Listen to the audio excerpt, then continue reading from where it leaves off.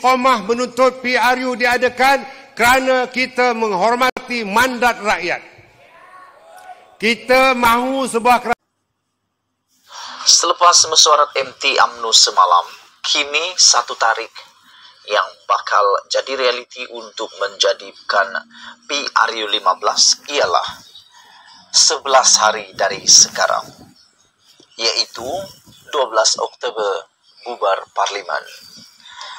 Mesyuarat MT UMNO malam tadi membuat ketetapan bahawa PRU 15 mesti diadakan pada tahun ini juga.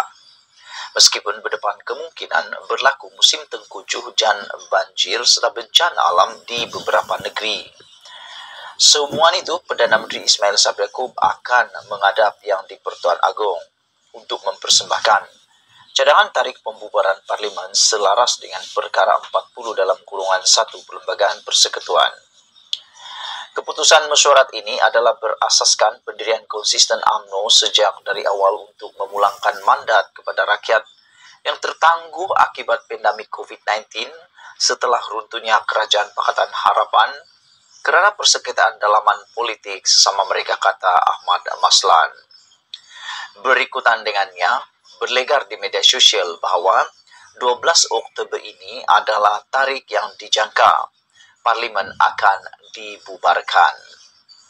Isnin 3 Oktober akan bermula sidang Parlimen dan pada 7 Oktober iaitu Jumaat adalah tarikh pembentangan Belanjawan 2023. Sebagaimana diakui sendiri oleh Ismail Sabri sebelum ini, dan jika tiada rintangan yang menghalang, Perdana Menteri selaku poster boy BN akan membentangkan Belanjawan kali ini. Adalah dipercayai Ismail Sabri akan menghadap yang di-Pertuan Agong untuk mempersembahkan cadangan tarikh pembubaran Parlimen pada Isnin 10 Oktober sebelum baginda dilaporkan berangkat ke luar negara. Isnin 10 Oktober ialah cuti umum sempena Maulidur Rasul, iaitu kelahiran Nabi Muhammad. Sekiranya pembubaran Parlimen itu dipersetujui Agong, Ismail Sabri akan memaklumkan perkara tersebut kepada mesyuarat Kabinet pada Rabu 12 Oktober. Ini kemudian akan disusuli dengan pengumuman atau sidang akbar oleh Perdana Menteri pada tengah hari Rabu 12 Oktober, iaitu untuk mengumumkan Parlimen dibubarkan bagi memberi laluan PRU 15 diadakan. Difahamkan, selepas mesyuarat Kabinet 12 Oktober itu juga akan berlangsung sesi bergambar sebagai detik terakhir mesyuarat Kabinet Kerajaan Keluarga Malaysia diadakan. Ini bermakna perbahasan Belanjawan 2023 ini hanya akan berlaku selama 2 hari, iaitu pada 11 dan 12 Oktober, sebelum Parlimen diumumkan dibubarkan pada tengah hari atau petang 12 Oktober itu.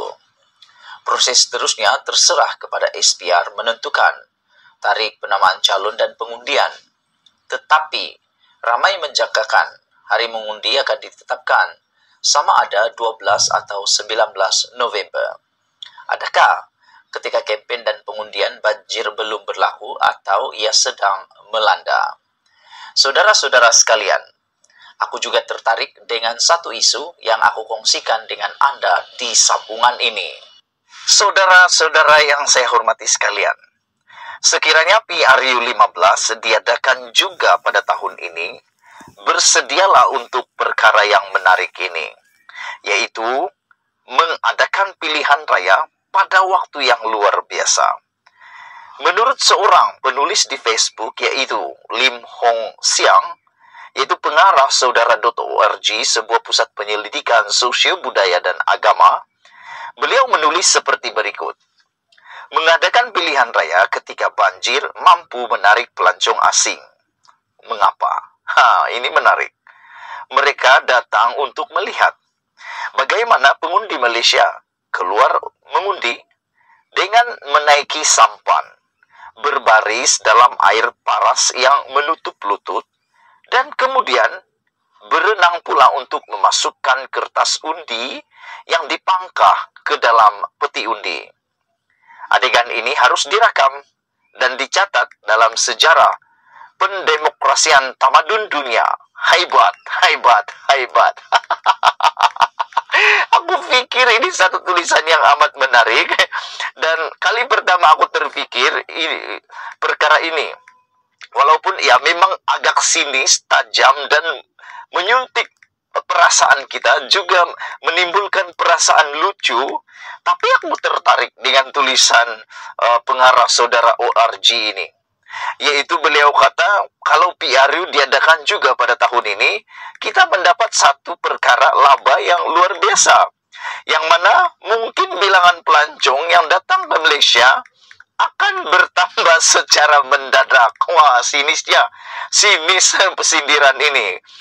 Dia katakan kerana kalau pilihan raya diadakan pada tahun ini, pelancong akan meningkat ramai sebab mereka datang ke Malaysia bukan sekadar untuk melihat keindahan pemandangan Malaysia yang selalu terkenal, tetapi karena para pelancong ini datang untuk mau melihat bagaimana pengundi Malaysia keluar mengundi dengan menaiki sampan, berbaris dalam air di paras yang menutup lutut, dan kemudian berenang untuk memasukkan kertas undi, kemudian dipangkah di dalam peti undi. Wow, adegan ini harus direkam dan dicatat dalam sejarah pendemokrasian tamadun dunia. Hebat, hebat. So, aku pikir ini satu idea, satu sindiran sinis, tajam, yang luar biasa bagi aku. Pastinya perkara ini mendapat reaksi pembaca. Antara reaksi pembaca terhadap tulisan oleh Lim ini ialah salah seorang penulis ataupun pembaca mengatakan bahawa individu yang menulis boleh adakan pusat mengundi terapung yang boleh pergi rumah ke rumah, membuat satu inovasi baru, yaitu mencipta sampan ataupun kapal ataupun bot ataupun rakit atau apa sahajalah bentuknya, buat pusat mengundi terapung yang boleh pergi rumah ke rumah. Pengundi tak payah keluar rumah, duduk dalam rumah saja dapat mengundi, kata pembaca ini. Satu lagi komen pembaca yang juga menarik ialah, aku tak boleh berhenti berketawa karena aku rasa sangat mencuit hati. Terbaca juga satu rencana yang ditulis juga oleh Lim Chewe. Dia menggelar dirinya anak jati Kedah. Kata Lim, jika PRU berlaku pada November nanti, letaklah peti undi sedia di atas bumbung. Itulah dia saudara-saudara, catatan kedua-dua sinis dan tajam. Rasanya kita semua paham mengapa ia dicoret. Saudara-saudara yang dihormati sekalian, begitulah reaksi penduduk Malaysia yang bagaimana kita nak menentang PRU 15 kalau mau diadakan juga tahun ini. Fikirlah untuk kebaikan rakyat, jangan difikir untuk hanya mahu mendapatkan kuasa. Kuasa boleh dapat bila-bila waktu, tapi nyawa rakyat tidak akan boleh diperoleh dengan hanya memetik jari. Kalau anda memang yakin anda boleh menang dalam PRU itu, tak perlu risau. Buat pada tahun depan pun kami tetap undi. Tetapi ramai rakyat sebenarnya yang rasa kecewa dengan tindakan ahli politik yang terus-menerus bergaduh sesama sendiri semata-mata nak mau buat PRU. Biarlah dulu kami bertenang seketika, wahai ahli-ahli politik sekalian. Biarkan dulu rakyat berehat seketika selepas letihnya oleh pandemik COVID-19. 3 tahun, hampir 3 tahun kita berkurung. Bagilah peluang dulu rakyat. Bagilah peluang dulu rakyat untuk berehat. Jangan tiba-tiba pula selepas nak rehat sekejap ni, tiba-tiba pula kita diserbu lagi oleh PRU. Dan kita semua tahu, jangan kamu menafikan, apabila waktu PRU tiba, semua rakyat akan tiba-tiba gelisah. Semua rakyat akan tiba-tiba kepenatan. Kenapa? Ada yang jadi jentera, ada yang menjadi pendengar, ada yang dijemput paksa pula ikut sesuatu ceramah, dan macam-macam. Bila ini berlaku, rakyat akan sengsara.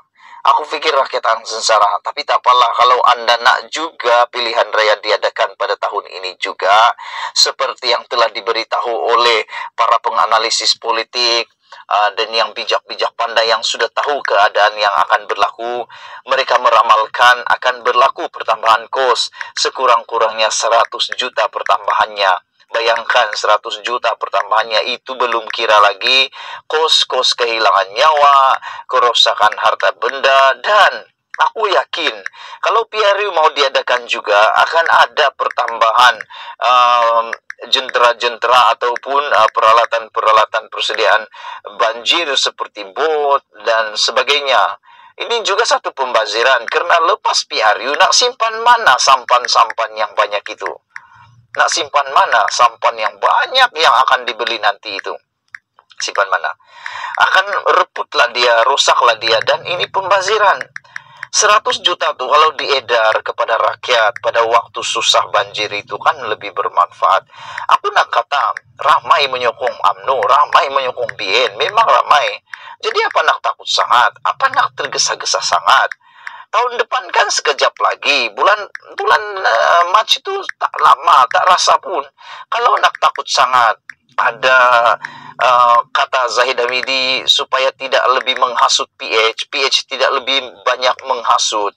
Sebenarnya kalau tiada perkara yang nak dihasut, apa juga nak takut?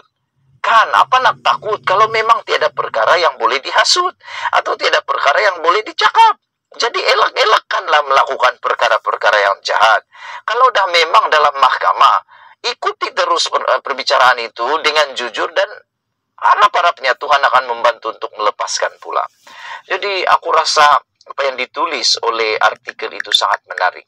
Kalau PRU dibuat juga pada tahun ini, Indonesia akan dipenuhi oleh pelancong luar negara. Bukan apa, tapi nak lihat macam mana pendemokrasian Malaysia yang luar biasa terhebat di muka bumi.